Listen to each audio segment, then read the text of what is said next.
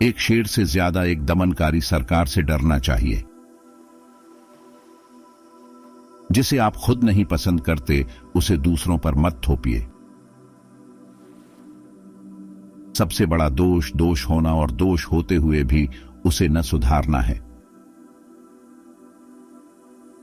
वास्तविक शिक्षा वही है जो किसी के अज्ञान की सीमा को जान सके। किसी कमी के साथ एक हीरा बिना किसी कमी के पत्थर से बेहतर है।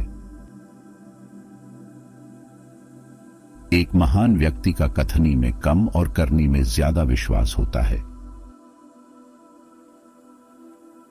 प्रतिशोध रथ पर सवार हो तो यात्रा प्रारंभ करने से पहले 2 कब्र खोदिए।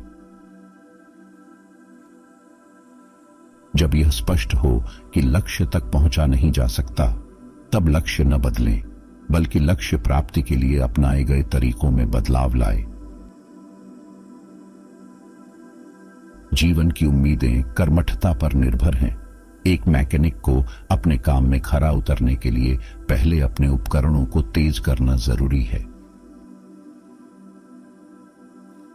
जो व्यक्ति दूसरों की भलाई करता है वह अपनी भलाई निश्चित कर लेता है। एक सज्जन अपने कर्मों का अपने शब्दों से मेल नहीं होने पर शर्मिंदा होगा।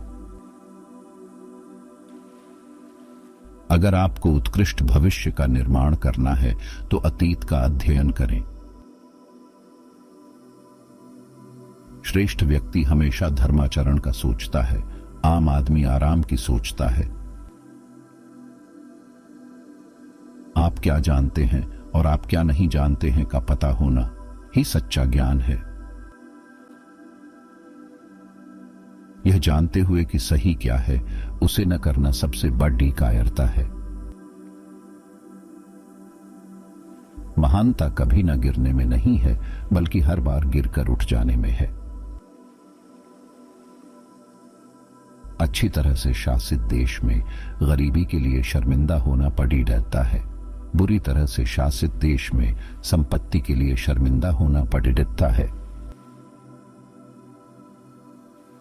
सभी परिस्थितियों में 5 चीजों का अभ्यास सही सद्गुण का गठन करता है, और ये 5 चीजें गुरुत्व, आत्मा की उदारता, नेक नियति, गंभीरता एवं दया हैं। ईमानदारी और सच्चाई उच्च नैतिकता के लिए आधार का काम करती हैं।